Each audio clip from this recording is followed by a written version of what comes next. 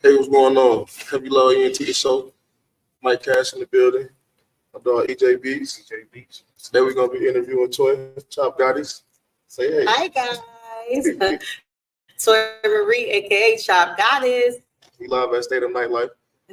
Basically, brought Toy in. She big in the industry right now. She did a lot of movies. She did a lot of art. Was it art design, art graphic? What do you call it? A lot of content creating, a lot of marketing, a lot of social media stuff, anything, all things media, film development, all of that. Makeup as well. She do real good. Fight scenes, death scenes, the blood, gore, and the horror Yeah. makeup. FX, SFX, special effects makeup. Definitely.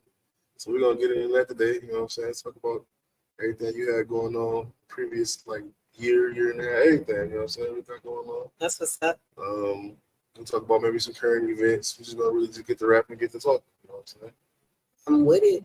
I'm saying? So what's the last thing you produced?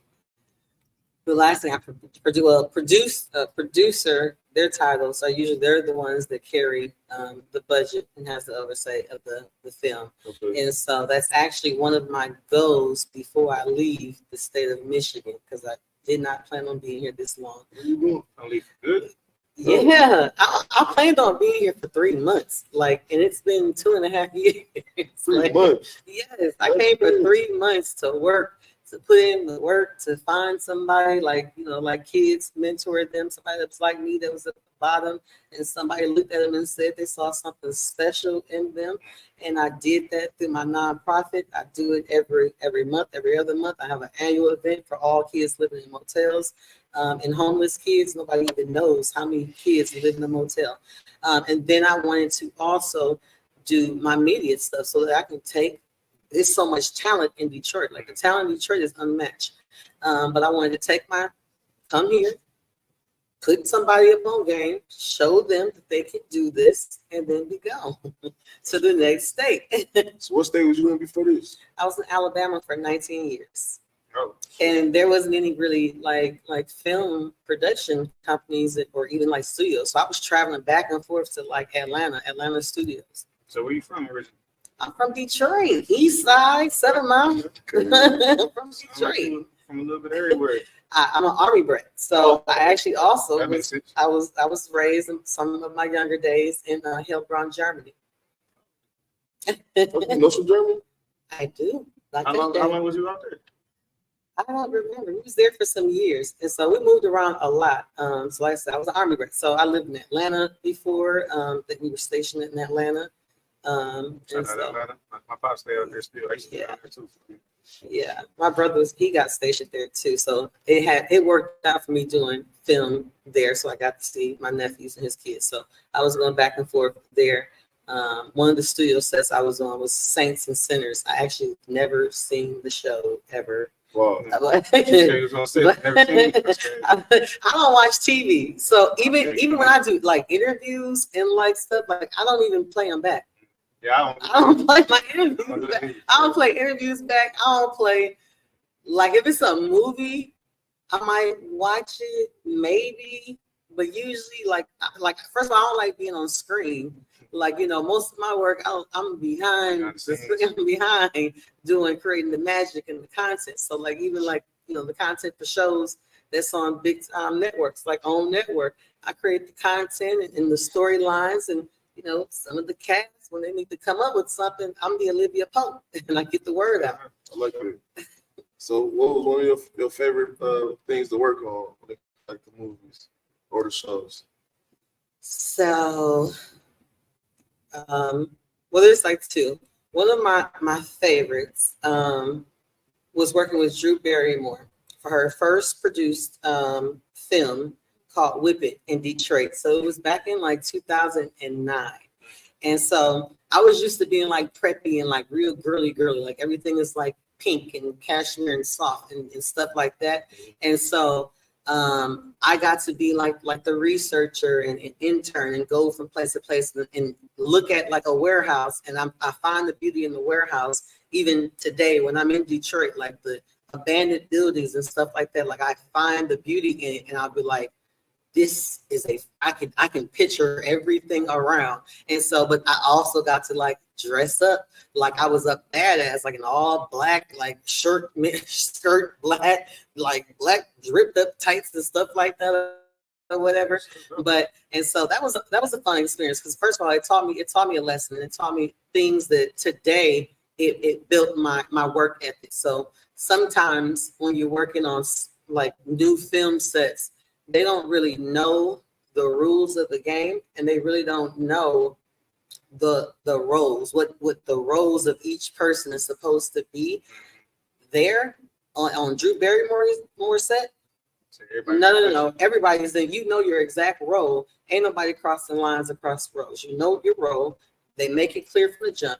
Even when I was working, I used to be an extra in high school, so I was on all kind of, I can't even name what different shows and movies I was in as an extra. But if you was an extra, you could be for 12 hours sitting in the back room. You're not allowed to speak to, the leading cast. You can't have no phone. There's no movement. You sit right there. Yes, you're going to get paid for the entire 12 hours. They might have you on the scene. They might not have you. You might be sitting down for the 12 hours. But you still got paid. Right. But you still, like, you knew your roles. Everybody knows their roles. Everybody knows their time. That's dope. That's dope. So what was your second favorite? You said the first one was Drew Barrymore. So- Second. It's always crime scenes. So I love doing crime scenes. He was an actor in a film or a TV series. I did a crime scene on where he ended up getting shot, and so I think he got punched a couple of times. So Shout we out have to to go. our last guest. When they shot me, punched me. So they punched you in, shot you? Man, she punched me for real. I was swollen. I'm like, no, she hit me for real. So like I love where I can just be like, I am so creative, and like my mind is like ADD is like on superpower. Like I'm going like this, like nonstop. She did a So, great job. So great anytime I can like get in a creative mode. So I just got blessed to finally do my ultimate movie that I have been trying to do, which is a horror film, because like I said, my best experience was doing crime scenes where I got to put the blood on them and make the splashes and to edit the actual sites of the wounds. One guy, he actually got shot in the head and he's blind.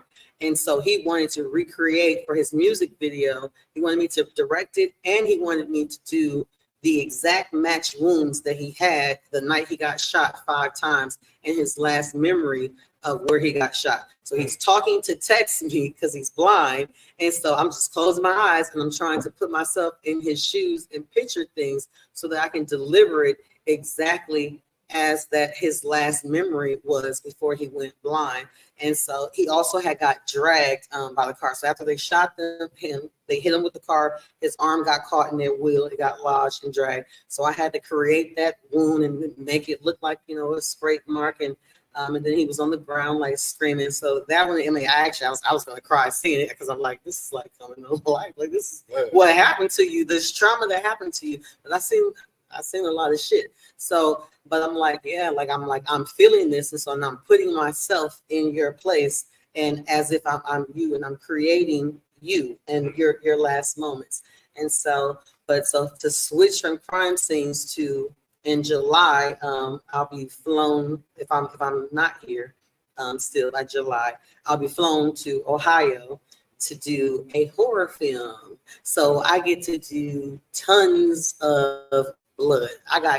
It sounds crazy. I got gallons and gallons of blood. In my Africa, I got some in my purse. I might have some in my purse. I always try to stay ready. My theory is always the what if. So I try to prepare for everything. So that's when production starts for the horror film? July? Yeah, it starts at the end of July and August when we're gonna be filming. Tell them they need somebody to dog out. I'll tell you, I shot you out. For sure. I always thought about doing a horror film like in Detroit. I wanted to, though, being a producer, I said before I left, I want to, I've always had the title of like either co-director, assistant director, or and first of all, I didn't even start collecting credits until last year. I didn't even know credits was important. I was just fucking working. Like I was just work. No, I got paid. I got paid, but I didn't get credits. Like even Whip It, I just got my credit for Whip It like 2 months ago. Wow. It was shot in 2009. It wasn't until every year I make a list of goals for myself, and I knock every goal out the park by the end of the year. And so my goal was to get verified on some social media platform the right way without buying it. No shade to anybody that buys their blue check. Do what you gotta do. Me personally, I'm a brand, and the blue check with Facebook and Instagram, it's only for your personal identity, not your brand or your business. So it serves me no purpose. So I wanted to get a blue check, and so I found out the rules of it, and I was like, and I'm going back, trying to backtrack. I'm like, now I need to collect my credits. So now, okay, I wrote for you, and I'm like, not only that, I wrote my own lines. I wrote this person's lines. I wrote this person's lines, and I'm like, I'm doing all this different work in these different jobs. I'm like, and I'm not getting no credits for it. So now I'm backtracking, and now I'm in my, like, I'm kind of like on my shit where I'm at a level of fucking beast mode where I can go to any state and get a job in any state I want to. You're going to give me my shit, and now I write my own contracts. And so, and if you can't pay me or match my pay, you're going to have to give me points, which is a percentage. I like that. Points is really important, I especially can music and all media. Yeah, is it the same?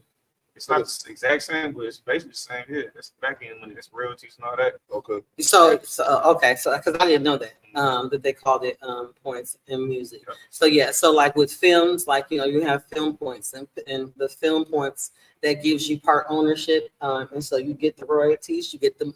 I like how you said the back end, like that's how you know we're from Detroit. Like I think we the only ones.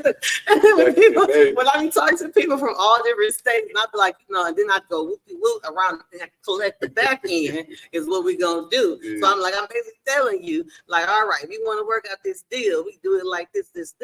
I'm gonna collect my money eventually because I don't play about my money.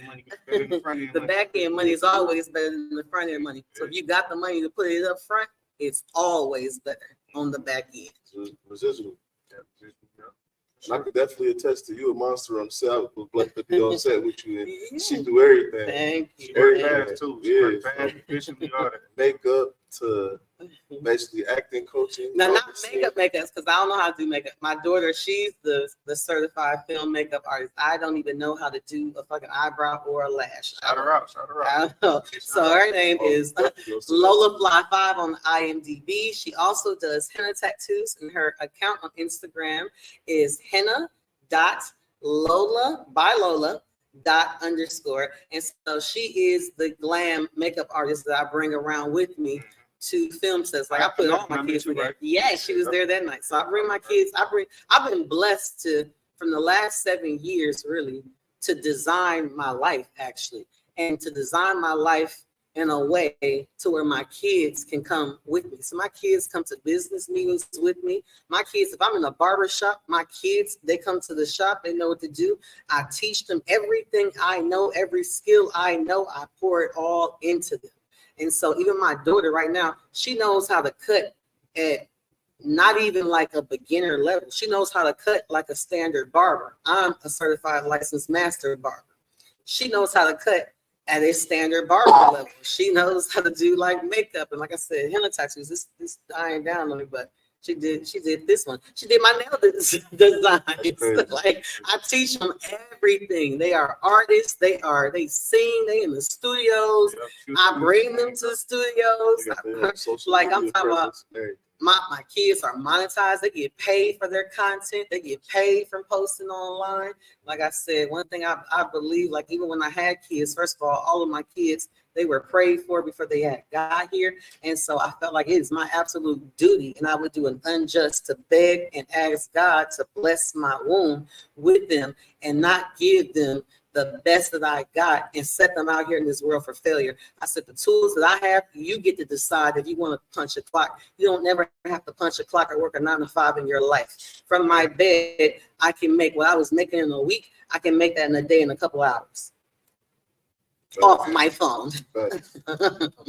That's a blessing to even be able to do that, though. For real. A lot No, of people for don't do real, that. yeah.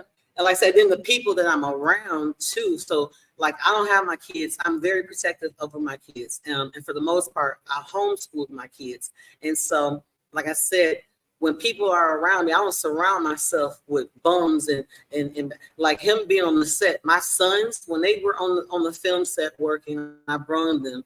They lit up the room and they were excited to talk to him. Like so it was like people like him or like him around my kids. So I'm like, I don't bring like riffraff or any because I don't play. Like I'm talking about if I see like I'm like I'll go from professional mode to east side like real quick when it comes to my kids. I don't play about them. You got great kids. So and I see cut their hair. Like, Yeah, you said, I it's cut 100% it. Yeah, facts. yeah.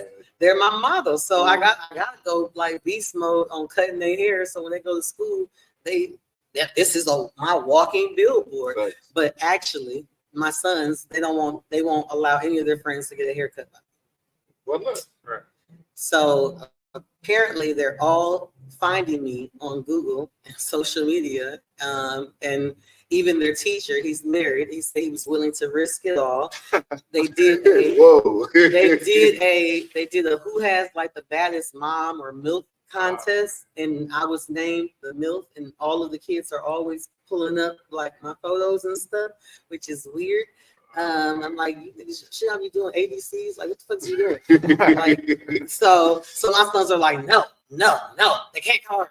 Like some of the kids be like, look, I'll pay 100. I don't care if her price is starting at 50. I'll give her 100 to give me a lineup. And my kids are like, no, my mom's not cutting your hair. That's crazy. These kids nowadays are tripping, man. Teachers is too. Facts. No, teacher, I'm like, and then to find out, like, I went and my daughter's graduation ceremony. She's like, Mom, that's him. I'm like, him who? She's like, I told you that there was a teacher that says he follows you.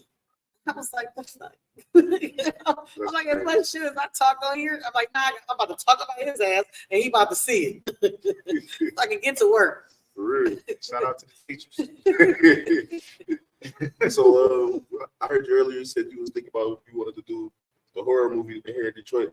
I said, what would you have? Like, how would you have put that together? Like, what would you think your concept would be like for a horror movie? So to be real, I already started writing it, and normally like when I write, like once I'm in a zone, like I just go. And I'm old school, so like all this, like don't be thinking you're gonna have shit together and you gotta go download and pay for like these apps and shit like that when you walk in the room. I write on notebooks. I sleep with 10 notebooks in my bed, and so I write and I just go when I'm in the zone. It fucked me up. Am I on this? Yeah. Can you believe I never even cursed 7 years ago? Like 7 years ago, I'm like, for Pete's sake. No, oh my gosh. And I was like people were literally making fun of me. And then I said, just fuck being perfect. I said, fuck it. No, it was before Detroit. I was like, man, fuck being perfect. I ain't gotta sit here like fucking Betty Crocker all fucking day. I'm like, I want to be me. Like it sounds good. I like cussing now. But anyways, when it came to that film, I got stopped in my tracks because I'm like, if I was in Alabama, I have tons of location to shoot this at. I have tons of fields to shoot this at. Here in Michigan, and this is gonna take a shift. It's some real shit though. Statistically, the statistics show that Michigan is in the top 5 for the most segregated states talking to somebody about that. in this country. Yeah, when people think, oh, in Alabama, like you was seeing cake, I say my first 3 months in Michigan, I faced more racism than my entire 19 years I had ever even seen. And it didn't even come close to the shit I seen. I actually posted tons of videos of the shit that was going on. Really? Yes, to the shit that was going on, even to my kids, the stuff that was going on. Tons of racism. And even though like, we were out in like, like the suburban area, I moved to an area that was like more mixed because I didn't want them being in Michigan non-black is different in Michigan than it is in the South. like they're gonna judge you by your skin color, which tone of skin you have, and things like that. Everything is segregated and sectioned you by where you live and what side of the road you live on. Crazy. And so I kept thinking, I had even on a film set that I was on, we were all the way out in the suburbs. We was like on like 28-mile road and Shelby County Township or something like that. Shelby Township. Now it was it said Shelby. You got Shelby Township, and it was like Shelby. No, it said it was like Shelby something, another Shelby Township or whatever. And we're filming. First of all, we're not allowed to have our phones on. Our phone can't even be on vibrate at all. There is no speaking, other than the word action and cut. There's no sound at all. And in full room of professionals. The people in the neighborhood started lifting their garages. They all pulled out chairs. They were watching us. It was on a corner. The house that we had rented, it was on the corner. You had people doing meetups on the corner. Eventually, the rental landlord, he contacted the producer, and he said, the neighbors are saying that you guys are blasting loud music, smoking weed, you're parked on the curb and on the grass, and you guys are destroying the house. And they named every type of stereotype that you could say about Black people is what their complaint is. We never even turned the TV on the entire time we were filming. The TV didn't go on. Like the TV wasn't on. There's no sound. There can't be any sound. We're filming, and after we're filming 18-hour, sometimes 22-hour days. Ain't nobody got time to be sitting and we partying after 22-hour work days, and you got to be back up in 4 or 5 hours to turn around and do it again. And so we told him that's not true at all. Anyways, he didn't believe it. Next thing we know, the door kicks in. Here comes the police with his hand on his gun. The door flew in. Well, it was a rental, so you had the owner. You have the owner. He came with the police officer. They came in, and I keep a receipt, baby. Look, you can steal my car. Leave my phone. What I got on my phone, is worth 6 figures. You can have the car, but I got the whole video. So, but yeah, and the address. I got the address and the fake. So when they came in, we were all sitting down this was our break, our lunch break. We were having lunch, quiet as a mouse, and you kicked in. So we all are standing up. And one thing that I did love that I saw is, the women, they stepped up and we were all telling about how professional we are. We start pulling up our pages so he can see how many followers we have and how many films. The cop starts, and we're like in this day and age for us to be facing this, and we are all professionals. The cop said he recognized one of the actresses. He was like, yeah, I saw one of those. So now the cop is at ease, and the landlord, he's still like this, but now he's scared because he's like, shit, the cop, he at ease. These aren't our professionals. And so, but one of the guys, he just so happens to have a deep voice, and he's really tall. He is the sweetest, like he is freaking like a teddy bear and sensitive. But when he spoke to speak, they got aggressive. He's like, what? Like we all, and so, but I love this. All of us women, we got in front of him and we're telling him like, no, because they're going to see you as a threat. Right. Just because you have a deep voice and you're tall, you're now a threat. Right. Let us calm them down and let us get them out of there.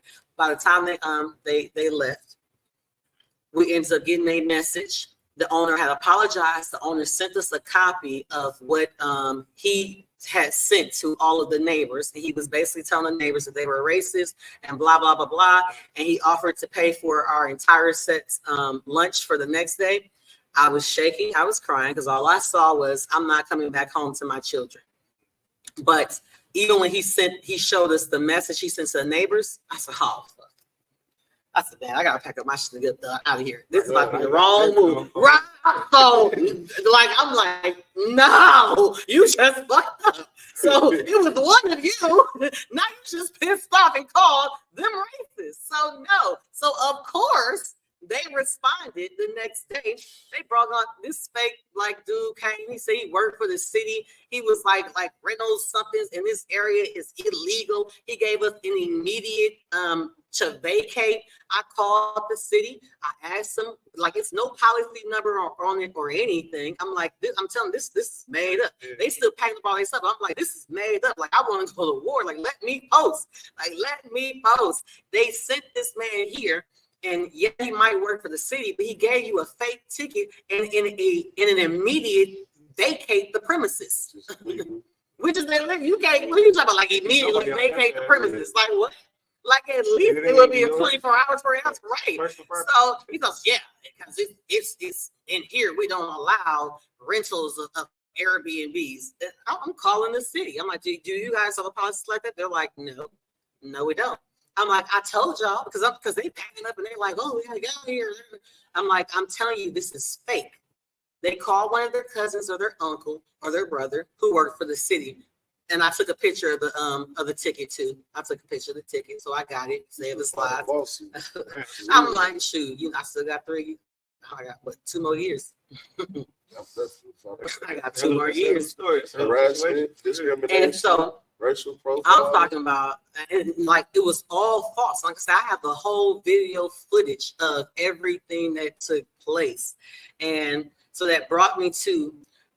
Usually when I'm in a zone and I'm writing, and I was so excited to write this horror film, and I got caught up and I kept getting blocked because I'm like, how the hell am I going to film a horror film with a bunch of Black people screaming and covered in blood in one of the top 5 segregated states in America? That was the horror film right there.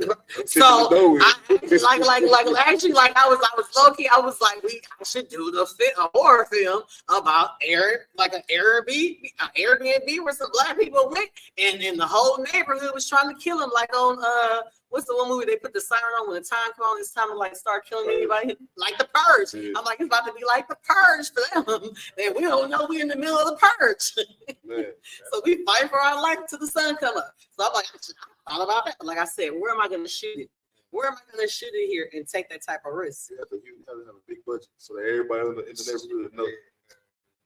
But it's like, even still, you gonna like, so it's like, so what neighborhood are you gonna go with? Like, so I'm like, okay. So I was, like I said, I was getting stuck. I was getting so caught up, and this is never my film process because I never have to think about that. Like, right. I can just write it and find locations. I find locations. I'm a location manager, but I'm like, I'm getting caught up on my writing because I'm like, where the hell could I even place this? I would have to set the stage to where they had to be stayed in the house for somehow or some reason so that they're not running outside covering the blood, and we're not getting the police called on us, or somebody might get shot because they're like, oh, somebody has blood on them, or just something crazy. Like my mind started fucking with me, and I literally got caught up on my writing. That's all possible. They pull up seeing blood on. Freeze! No, that's what I'm saying. So like, you got a phone in your hand. That's not reality. No, real talk.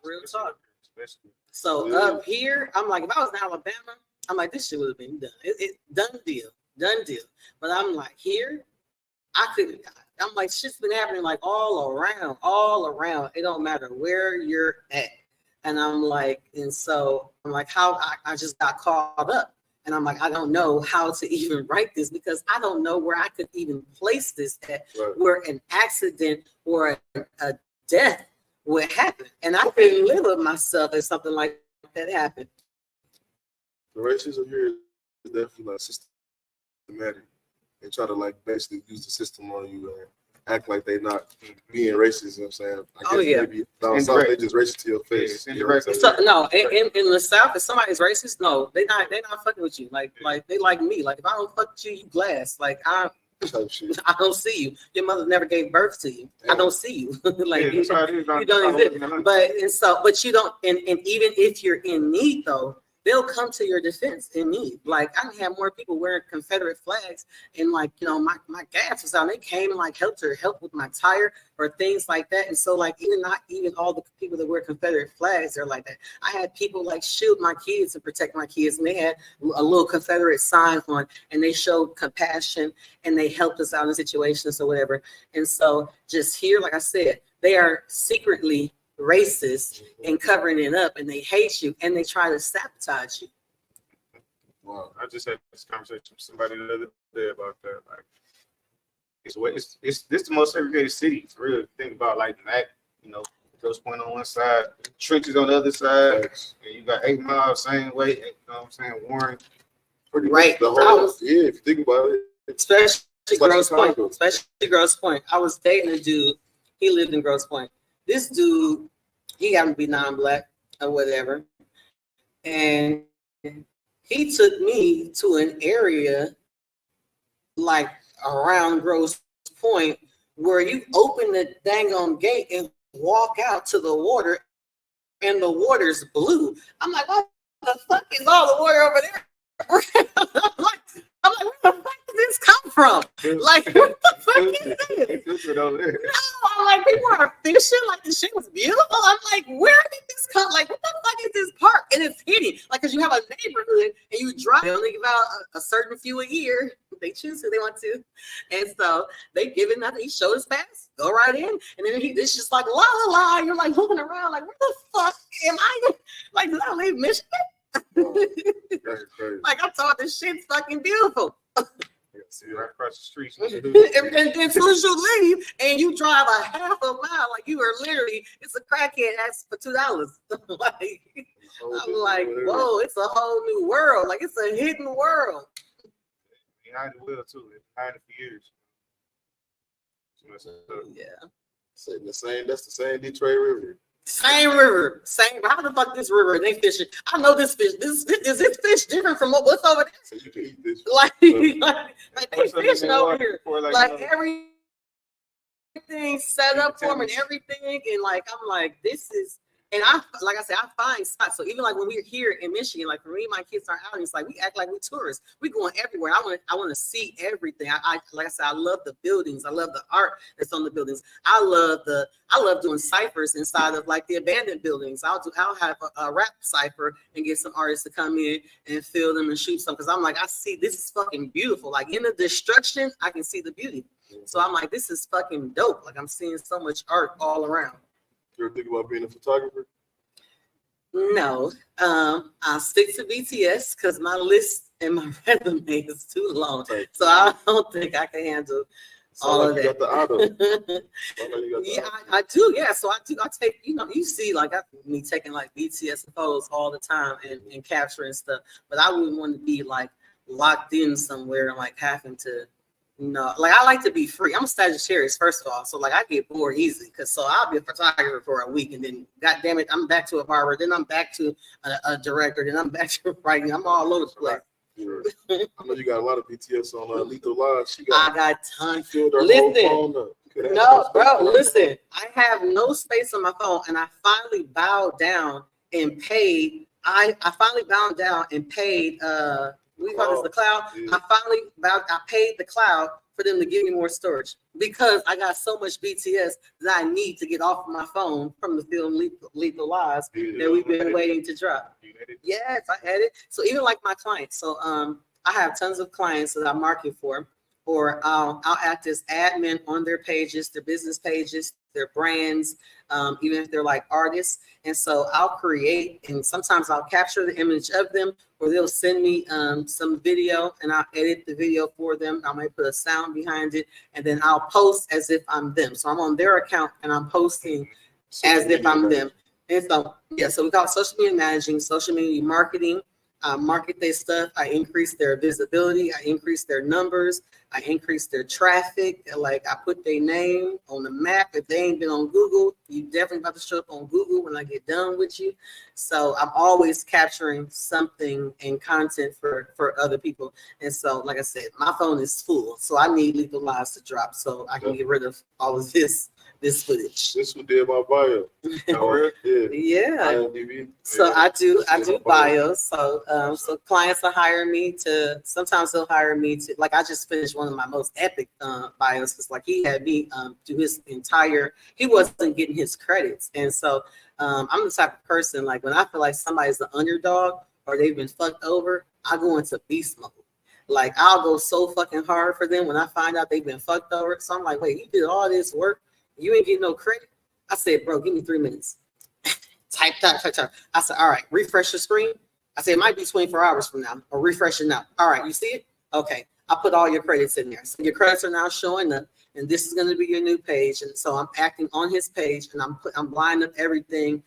He was an ex-professional boxer, and so I'm writing about his boxing career to the different films that he did. I'm like, you were literally shortchanging yourself. And you just I said, but I've been there before where like I shortchanged myself and I let people play with me. And now I'm on this level in this mode where I'm like, I'm not to be fucked with. I learned the policy, I learned the rules, I learned the game, and then I use it back on. I use it on them. I flip it back. Here, draw 4.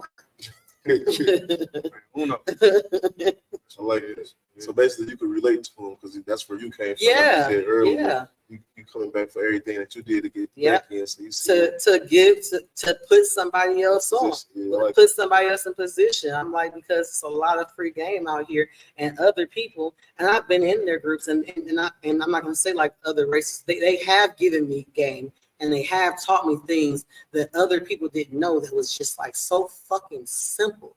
And you didn't know it, but it's like our community tends to be more of, especially here, it's like crabs in a bucket, crabs in a barrel. It's more like crabs in a barrel. Like they don't want you to go past them. So they thinking if they hold all this shit in, then you about to stop this person. So why are you not telling this person how simple it is for them to fucking own a house, or telling them what the hell an LLC is and how to get it and how much it costs? Like you go, it's $30. And I think actually in Michigan, they'll do the LLC and they'll do something else. It's like $150. That's it. Look up your name, find your name on a directory online, boom, bam. Now you got it. You started your business. Guess what? During COVID for the stimulus, I was like, you're not collecting the stimulus and you was doing work. Yeah, I didn't file taxes. What you do is you can create a 1099 yourself. Did you make $6 that year? Guess what? If you made $600 for that year, you now can file income taxes and you can get a return.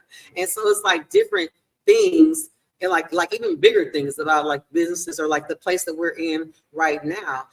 It's like not telling people or putting them on. And I'm like, why? Like, why are you holding your resources? Why would you not? If it's not costing you shit, why the fuck are you not sharing with your people? Like you said, people don't like to see people, elevate past them. That's It's ridiculous. I find that diabolical. Like this is insane. That's weird shit. Weird type shit. Fucking weirdos. Like share the shit. Tell somebody. I ain't never sat down with nobody. And when they brung up something, and they could have just been having a general conversation about some shit, and I overheard a key word, and I'm like, all right, class in session. And now I'm like, now let me tell you the fucking game. Da. It didn't cost me a motherfucking dime to give that man free game that's gonna level him up. Real shit, though. A lot of people don't think like that, though. For real. I wish everybody thought like that. I wish too. Everybody be on, for real. I wish too. And a lot of times I tell people, I said, look, just pay it forward. I'm like, pay it forward. Like, you got this shit for free, go tell somebody else. Go help somebody else. I be feeling like that sometimes, don't get me wrong. But then sometimes I guess like people that get killed to be as me a lot. Yeah. So like I really only fuck with people that's like in my circle. For real. So it's like No. everybody can't get everything. I do have something for everybody. Yeah. But when it comes to I got some chips for y'all. I got Yeah. a couple juices for y'all. Yeah. But when it Yeah. comes to the meat and potatoes, you know what I'm saying? Yeah, now don't I get get it that for the circle, twisted. you know what I'm saying? Like I said, when I'm posting or speaking in like an open platform, or I tell people, I'm like, you can ask me when I make a post about some shit, and my post say free game. That is your time to ask all the questions you want. Why? Because I can't respond to 100 messages a day. Right. So if you want me to actually take the time and like go through your page or your stuff and look up your your business or whatever, I charge a fee. Like it's either you get the free shit on the public platform because somebody else might have your same question. So all of that is free. Or if I'm just in an open setting, we having a general conversation. But you better believe if you want me to do some work, like I charge a fee. As you should. Yeah, that's great work. that's a service. You know what I'm saying? Yeah, for sure. People should get paid for their services. So how can the people that's listening or gonna listen, how can they reach out to you? Where can they find you? How can they reach you? Social media. You can Google me. I like it. I didn't want to say it. No, and I'm verified. But no, real talk. You can Google me, either Toy Marie or Chop Goddess on Google. It'll tell you everything you need to know. Or my IG is Chop CHOP Goddess GODDESS _ Toy TOY. I have several Facebook pages. My two main ones are Toy Marie, that's Toy TOY, and then Marie. Those are some of my pages online. And then I have Curlays Care, spelled with the K, KURLAYS _care. Those are some of my pages. Like I said, really, if you just Google, it's gonna take you everywhere you need to go. From my Twitter, like I go viral on Twitter. I reach over 30 million people a month across my platforms. So I'm some of everywhere. So even when a hater try to stop me or block me, I'm like, bitch, I'm gonna keep popping up in your face because all your friends sharing my shit. So, you got anybody you want to shout out? I want to shout out my babies. Hi, Fly kids. That's the name of it. They got a group. So it's a group of them, but they're actually branding off. So my son just hit his numbers to be monetized on YouTube. He goes by Dried X Tears. So Dried DRIEDXTEARS. And then Tears TEARS. So he makes like crazy content. So like if you are into like anime and gaming and like just weird shit, like give you like Corey Kenshin vibes, like send your kids to go follow his YouTube. And of course, my daughter Lola, who is a singer, a writer. She is her stack of resume go down like mine, and she just turned 18 last month. And so, like I said, her Instagram is Lola LOLA _fly in the number 5. That's what it is. We appreciate you coming out here, though. I appreciate y'all for having me all the way out here in this motherfucker. Then I gotta drive on the worst freeway in the world in Michigan, like 94 is Might fucking. catch that Detroit sign, go a little further. Fuck that. They should took that money for that Detroit sign and fixed 94. Like throw that shit back. I'm embarrassed. I'm ashamed. Like I'm telling other people in different places, like, oh, they're giving us like a Hollywood billboard sign. It's amazing stuff. It's giving EBT. It's giving bridge card. It's giving real life food stamps. They could have did a better job. Right. Make sure y'all tap in. This Saturday, we got the ladies of 50 Shades of Honey doing their show from 5 o'clock EST. They're going to be on 5 p.m. this Saturday. And also this Sunday, we got Calico Reed Dollars. Shout out my dog Calico. They got our battle rap up here at 2 p.m. Sunday, April 14th. We got to come up here and get the interview from a couple people on the card. Me and EJ Beats right here. And like I said, every Wednesday, you can tap in with us 7 p.m. live from the 9397 network. You know what I'm saying? You can still tap in with me, Heavy Low _ENT. I'm still an asshole. Mike Cash, everything. You typing that in when I search for him. And EJ, tell them how they can tap in with you. EJ Beats, EJAY Beats with a Z, EJBeats.com. That's my website. Go grab some beats. That's, like I said, shout out to the network. Shout out to the venue. I'll catch y'all next Wednesday, y'all. Mwah.